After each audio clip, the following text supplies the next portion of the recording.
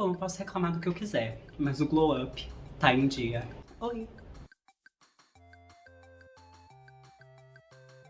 Antes de começar o vídeo, eu queria dizer que eu abri um sebo. Eu tenho um sebo, todos esses livros que estão aqui, inclusive era pra estar cheio de livro aqui, eu tô tirando foto deles agora. Eles estão à venda, então se você puder, pelo menos, né, seguir no Instagram, é Sebo Submerso. Eu vou ficar muito feliz, mas dá uma comprada, né, eu envio pra todo o Brasil, uma coisa bem dinâmica, bem gostosa realmente. Então me ajuda aí, eu preciso pagar minhas contas. Tá bom? Amo vocês. É um pouco estranho conversar com uma câmera depois de tanto tempo. Eu não sei se tá alinhado. No final do ano eu fiz um exercício de pensar coisas que me faziam bem e que eu gostava de fazer e que eu deixei de fazer, seja pelo motivo que fosse.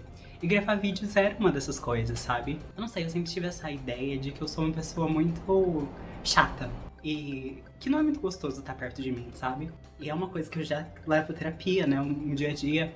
Só que a experiência de gravar vídeo e principalmente editar fez com que eu, sei lá, percebesse que eu sou uma pessoa muito engraçada e muito gostosa de estar perto, sabe? Eu me lembro que eu me divertia muito editando partes engraçadas ou piadocas e coisas assim. Isso sempre me fez muito bem. Eu acho que isso é um exercício interessante de se fazer, sabe? Às vezes escrever uma lista de coisas que você adora fazer, que te fazem muito bem, e se perguntar quanto tempo você não faz aquilo, sabe? Ano passado foi um ano muito difícil. Eu acho que foi o ano mais difícil da minha vida. Não foi o pior, né? Houveram anos muito mais difíceis de viver. Quer dizer, muito piores de viver. Anos ruins, objetivamente. Mas o ano foi desafiador. Foi agressivo, assim. Eu passei pelo meu último ano da faculdade. Eu fiz o TCC, eu fiz os estágios específicos. Entreguei relatórios do tamanho de bíblias. Comecei a morar sozinha pela primeira vez. Iniciei o processo de transição. Assim, simplesmente... Às vezes a gente carrega alguns relacionamentos que são objetivamente agressivos ou abusivos pra gente, mas eles, de certa forma, também nos dão algo em troca, sabe? A gente troca o abuso por facilidade, ou por comodismo, ou por tranquilidade. Sabe aquele ditado que você paga o aluguel pra morar com seus pais com a sua sanidade? Isso é verdade. Só que, mesmo que você se mude, você tenha sanidade agora, você ainda tem que pagar o aluguel. Eu não sei, a ideia desse vídeo era ser como se fosse uma retrospectiva, tipo... um diário de como que o ano passado me afetou de várias formas diferentes. Eu não sei se eu vou conseguir fazer isso porque eu não faço roteiro pra nenhum vídeo, aí isso fica um pouco caótico. Além de gravar vídeo, eu me reencontrei com a leitura, que é uma coisa que eu sempre amei fazer e sempre me fez muito bem. Eu não li nenhum livro ano passado, eu li muitos artigos e muitas coisas... Eita, como venta! Muitas coisas que eram agressivas, tipo, como eu faço psicologia, a gente tem que ler muitas coisas sobre psicopatologias, a casa tá se desfazendo, coisas que fazem mal, tipo, depressão, ansiedade, tudo que vocês possam imaginar de agressivo. E no final do ano eu li romances bobos e dark romances, eu fui introduzida ao mundo dos dark romances. Eu achei um pouco agressivo e um pouco moralmente ou eticamente questionável demais pra mim, não me fez muito bem. Tem alguns limites ali que eu não consigo fingir que eles não existem, né? Tem algumas coisas que acontecem em alguns desses livros que as pessoas fingem que tá tudo bem e eu não consigo, não me passa, não me desce. Mas ponto é, desde o começo do ano, eu acho que hoje é dia 20, eu já li 10 livros. Então a gente vê que teve ali um movimento, né, de compensação, de não ler nada no ano passado, ler muito agora no começo desse ano. Sei lá. Ponto do vídeo, então. Pensar em certas áreas da minha vida e como que elas mudaram no ano passado, sabe? E pensar em como que eu posso fazer com que elas sejam mais tranquilas esse ano. Porque em alguns momentos ali eu achei que não ia dar conta. Então vamos para as categorias, né? Eu me arrependo imediatamente. Eu sinto que na minha vida eu tive meio que caçando o amor por muito tempo, sabe? Nunca foi uma coisa muito natural pra mim. Acho que muito pela minha relação com o meu eu. E então eu sempre tive essa ideia, essa sensação de que eu sempre estive correndo atrás do amor em alta velocidade, sabe? Como se ele estivesse fugindo. Nunca foi uma relação muito tranquila e muito direta. E no ano passado eu sinto que o amor freou com todas as forças na minha frente, sabe? Só que como eu tava correndo atrás dele em alta velocidade, eu meio que bati na traseira dele e causei um grande acidente. E as coisas explodiram. As pessoas LGBT geralmente têm a experiência do primeiro amor ou da primeira paixão muito mais tarde do que as pessoas heterossexuais, sabe? Aquele negócio de se envolver romanticamente no ensino médio e aí ter aquelas coisas muito imaturas e muito iniciais, né? Aquela sensação de frio na barriga e de não saber o que as coisas vão virar e como vai ser, e de não saber se comunicar muito bem, ter expectativas. E eu meio que vivi tudo isso ano passado. Não acabou muito bem, como todo mundo pode imaginar. Mas, bom, sabe, tipo, quase morri, mas eu precisava viver isso. Eu precisava saber que isso existe e que existe um mínimo ali, sabe? Se você aceitar menos que o mínimo, as pessoas vão te proporcionar aquilo, sabe? As pessoas vão perceber que, sei lá, você não se dá muito valor e que elas podem te usar. E a gente tem o poder de não aceitar isso, de dizer que isso não vale a pena. Sei lá, são muitas reflexões, são coisas assim que, tipo, realmente eu entendia teoricamente, mas na prática, quando a gente vive, é um pouco humilhante. É um pouco agressivo. E faz parte, sabe? Eu diria que foi uma nota 5 ali. Porque foi muito bom e depois foi muito ruim. Mas eram experiências que eu precisava viver. Eu não acho que eu deveria ter vivido elas ano passado, porque foi um ano muito corrido e muito agressivo e eu não tinha tempo pra passar por isso da melhor forma possível. Não tinha tempo pra, tipo, passar por alguns processos de luto e processos de entendimento e de melhoria. Mas, na vida, tudo meio que acontece uma coisa em cima da outra, né? Quanto à família, eu acho que foi um ano muito bom. No sentido de que eu me afastei de muita gente que não me fazia bem. Ao mesmo tempo que eu percebi que eu dou conta e eu aguento muito mais do que eu pensei que eu aguentava. Aquela noção de que, tipo assim, eu preciso me sujeitar a coisas agressivas que me fazem mal pra eu sobreviver. Foi um pouco diluída, sabe? Muitas vezes as pessoas, elas só te ajudam e elas só se fazem presentes na sua vida a partir do momento que você se sujeita, ou que você se diminui, ou que você abaixa a cabeça e muda quem você é. Sei lá, é interessante pensar que a partir do momento que você é você, algumas pessoas vão escolher sair da sua vida. Só que ao mesmo tempo é uma libertação, sabe? Porque por muito tempo você vive nesse pensamento, nesse questionamento de tipo assim, será que essa pessoa vai escolher ir embora? E aí, a partir do momento que a pessoa escolhe ir embora, ou que essa pessoa sabe que você precisa de ajuda, mas ela se recusa a se fazer presente, se você não se sujeitar a certos abusos ou a certas agressividades, você entende que, tipo, aquela relação não faz sentido e você se liberta pra procurar outras relações que fazem, sabe? E, gente, isso aqui é depois de passar pelas férias e descansar horrores, né? Porque eu já chorei muito e já passei por muita terapia, né? Mas mesmo assim, eu me sinto grata por muitas coisas que aconteceram. Eu acho que foi um ano de amadurecimento e de crescimento, de entender os meus limites e de entender também que, de certa forma, tem algumas coisas ainda que eu não posso fazer. Eu não posso resolver, eu não posso me afastar porque ainda existe uma certa dependência aí, mas os limites ficaram mais claros, sabe? Não existe mais desejo e vontade de mudar as pessoas, sabe? De, tipo, fazer as pessoas entenderem e verem. Eu sou eu, e eu acho que eu sou uma pessoa incrível. E é muito gostoso estar perto de mim. Então, por que eu preciso colocar mais energia nas relações do que isso, sabe? E é só isso.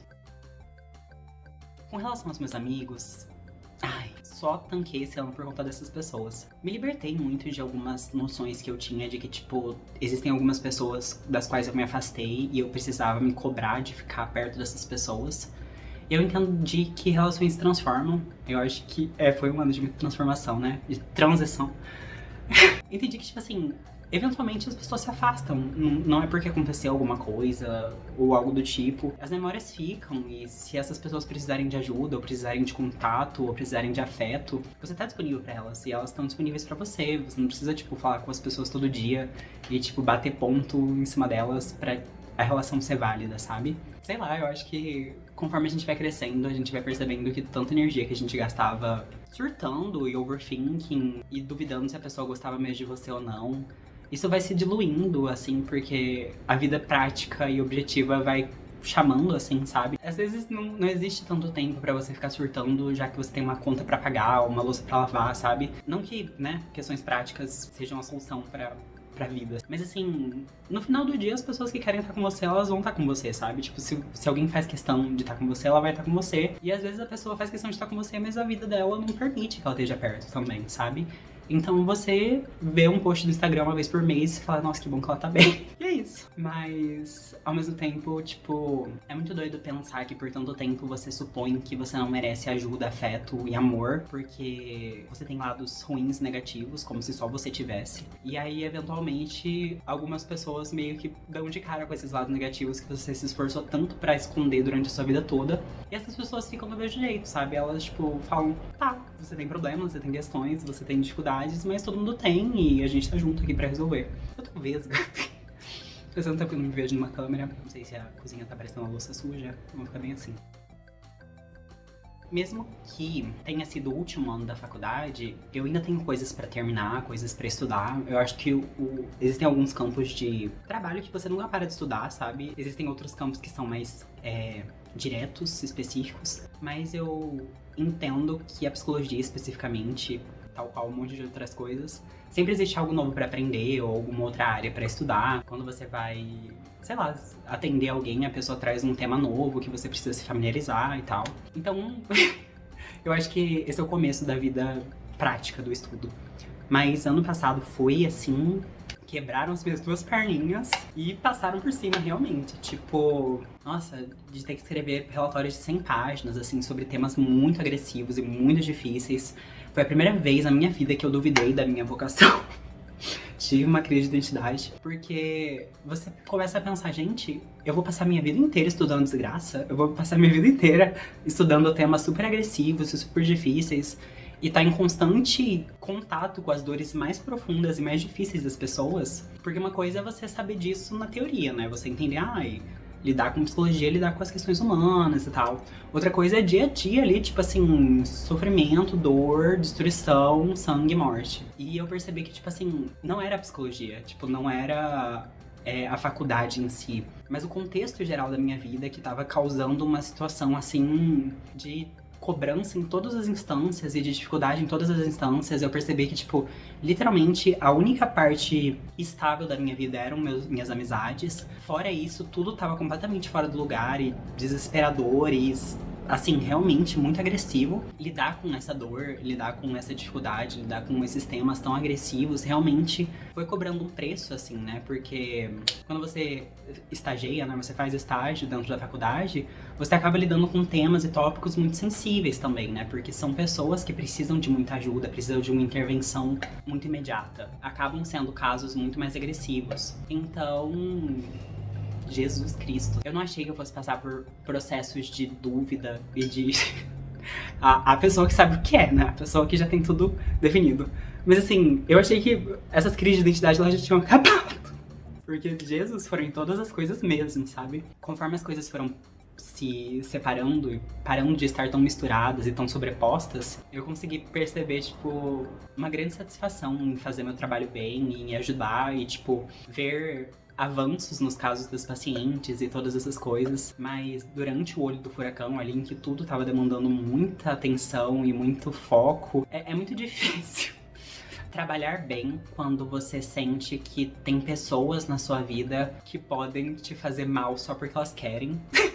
Ao mesmo tempo em que, tipo, você tem que sustentar uma casa e você tem que limpar a casa. Eu tenho uma gata e essa gata, ela, né, ela solta bolas de pelo e todas as partes do corpo dela soltam substâncias e aí você tem que limpar.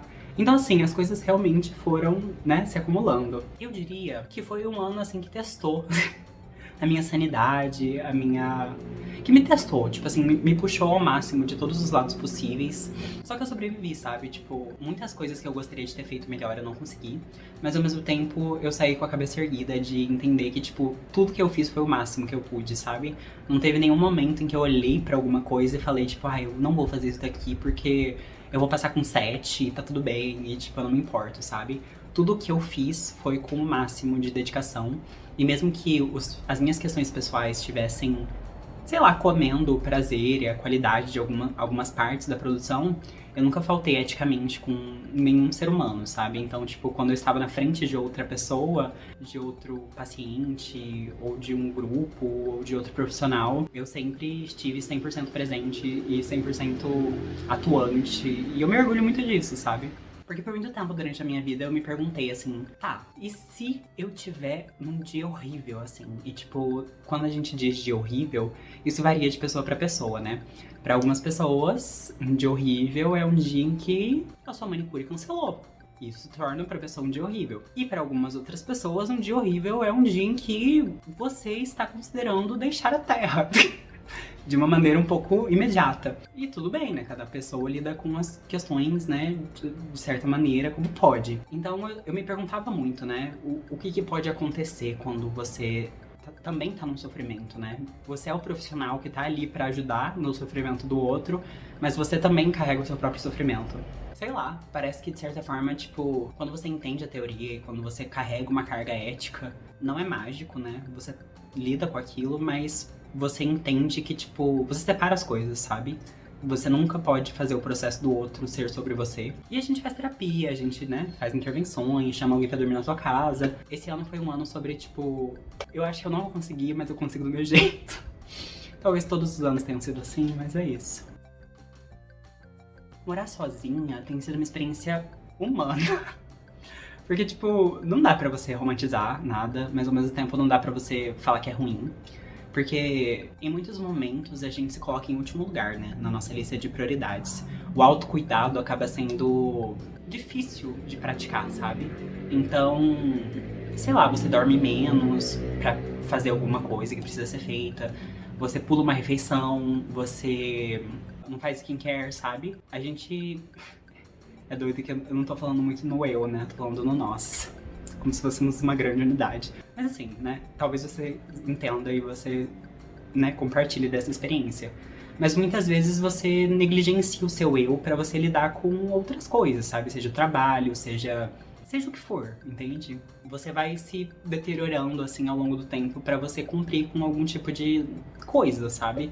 E eu notei que, tipo, a experiência de morar sozinha meio que replica isso, sabe? O cuidado da casa ser uma extensão do autocuidado, sabe? Então, sei lá, eu acho que pra mim, por muito tempo, eu tive uma noção de que eu não merecia um lar limpo, eu não merecia um lar organizado, eu não merecia um lar acolhedor, eu não merecia um lar tranquilo. Então, quando eu morava não sozinha, eu não era um tipo de pessoa que ocupava a casa, né? Eu passava a maior parte, o dia todo no meu quarto, às vezes até no escuro.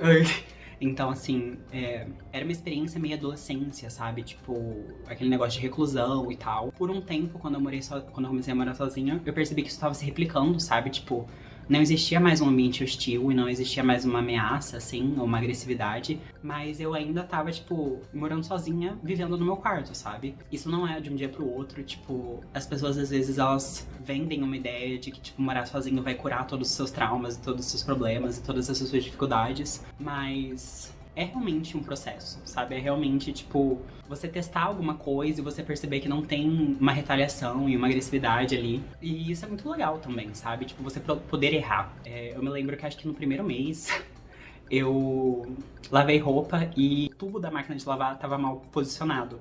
Então toda a água que tava dentro da máquina foi pro chão, né? Fez uma grande inundação vegana. Eu cheguei em casa, tipo, eu deixei a roupa batendo e eu saí. Quando eu cheguei em casa tava tudo alagado. Super gostoso. Só que, tipo assim, não existiram consequências pra aquilo, sabe? Tipo, a única coisa que aconteceu é que molhou o chão. O que acontece quando você molha o chão? Você seca o chão e a vida segue, entende? Tipo, ninguém gritou comigo, não teve nenhum tipo de alvoroço, sabe? Não teve nenhum tipo de punição. Eu entendo que algumas coisas são muito mais complicadas e difíceis, mas esse é um exemplo pra você pensar que, tipo... as coisas não são o fim do mundo, sabe? Tipo, realmente a gente cresce, a gente tem uma sensação... e isso vem de uma resposta de trauma, né? De que tudo que dá errado é o fim do mundo e que é a pior coisa que pode acontecer e que você é um ser humano terrível por errar. Só que, tipo assim, a gente erra tanto no dia a dia, sabe? Em micro coisas. Às vezes você derrama um café, às vezes você... sei lá, quebra um copo, sabe? E, tipo, a vida segue, sabe? O mundo continua girando, né? O sol se põe e ele nasce no outro dia. E é muito bom ir experimentando essa sensação, né? De, tipo, os erros têm consequências, mas eles não são o fim do mundo, sabe? Cada vez mais eu tenho feito da minha casa um ambiente agradável e gostoso. E tenho ocupado os outros espaços e sei lá, não sei se faz sentido pra muita gente. Mas faz sentido pra mim e né? Fazer o quê? Tem a questão do corpo, né? Tem a questão do jeito.